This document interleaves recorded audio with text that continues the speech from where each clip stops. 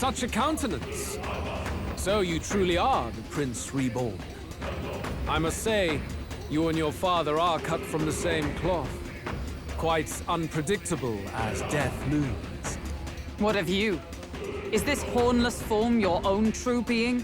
I'll say this here for your own good, Luis. Hand over the royal scepter. Only the one who has earned the people's support is fit to be king. You and us. We can still end this without more bloodshed. No path forward is bloodless.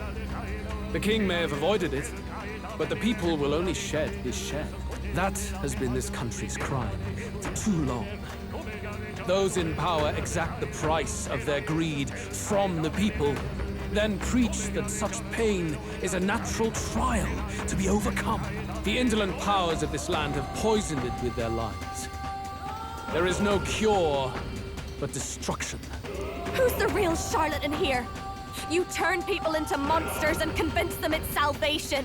Even Sorba, your most loyal vassal, you twisted into a monster. You promise protection to your devoted, yet always fall short of the mark. I have never lied.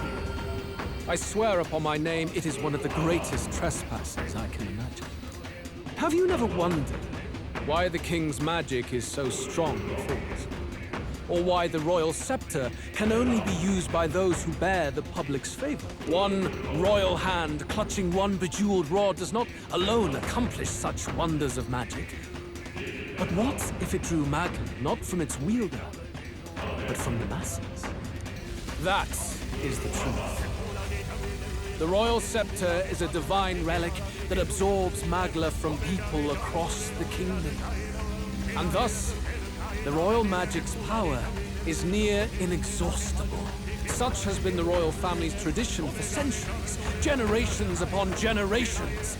Do you know what this means? Magla is mortal anxiety, which means that the people of this country now have no choice but to perpetually direct their anxiety to the king, simply to stay safe. Absurd. And how do you explain the people of the capital going mad? It was no madness that took them.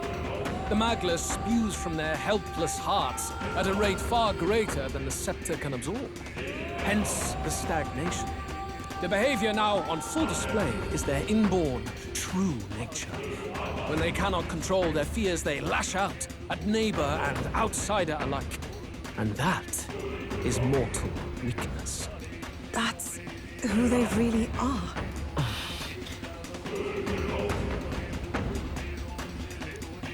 In a world like this, order built on mutual understanding is but a dream within a dream. Before we achieve resolution, the people must be corrected. On the day the late king's magic fades, I will shape the royal magic anew. All the Magla gathered over these months of turmoil will be restored to the people. Those who can overcome it will be reborn as new humans. Thus, we achieve our first round of natural selection. Our first step towards a world truly fair and just. Natural selection? New humans?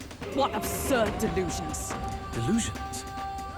You witnessed how the prince lost his very self to my spell, and then re-emerged with powers and will burning ever brighter. You mean you would do to the people exactly what you did to him? You would use the royal magic to inflict such horrors on all the crown's subjects? Those who follow me and accept the rule of power will surely survive by virtue of their own will.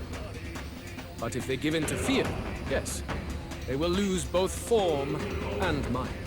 That is what it means to protect those who follow. It is not a salvation given of empty charity, but earned through the providence of power. Then, that's your true ambition. That's why you sent Sorba to the royal funeral. You never even wanted the throne. It was all for the royal scepter. The shows of power, terrifying the people. It wasn't just manipulation. You justified all of that. The man would turn all people into humans. It defies all sense. Worry not. You've proven you're more than worthy. I've little doubt you'll survive the first culling and move on to the new world. You mentioned earlier that we might still resolve this without bloodshed. Then, I put the same offer to you. Join me, Prince.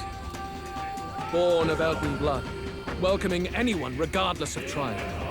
It is no coincidence that you and I take inspiration from the same book. Don't let him sway you, Your Highness. I know you detest injustice as I do. Come with me.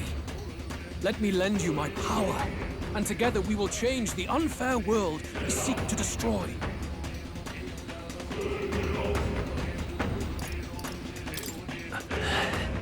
Hey, really? Are you hesitating now? Why hesitate? Surely you, of all people, understand this ideology. Should you deny me, then what? How would you fix this country? You must have seen it everywhere you travel.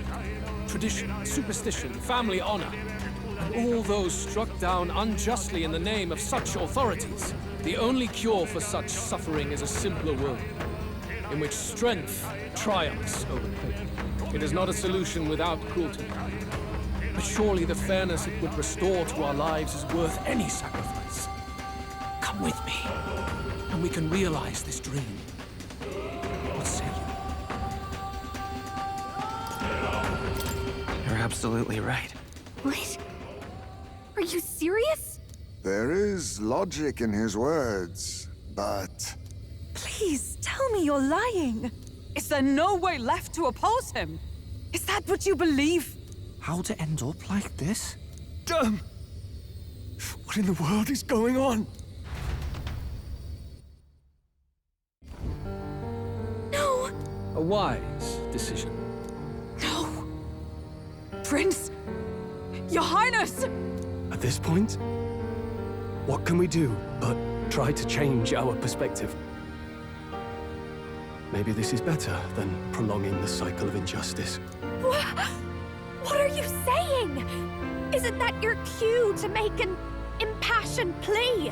it's out of our hands now. It wasn't long ago I was living alone in an empty cavern. I'll have to appreciate that this will be better than that. I don't believe this.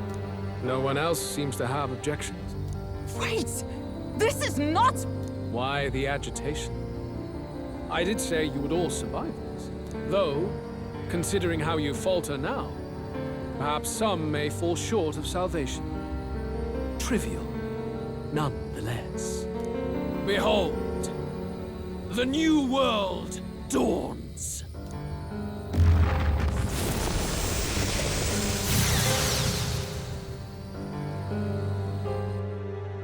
Afterwards, the nation was transformed. It became a world of humans, with both Luis and the prince taking equal hand in its creation. On the day of that world's birth, it was also thus decided. All known history of the world before would henceforth be remembered as the tale of the fallen. As for what became of the world that followed, to the humans, the question is irrelevant.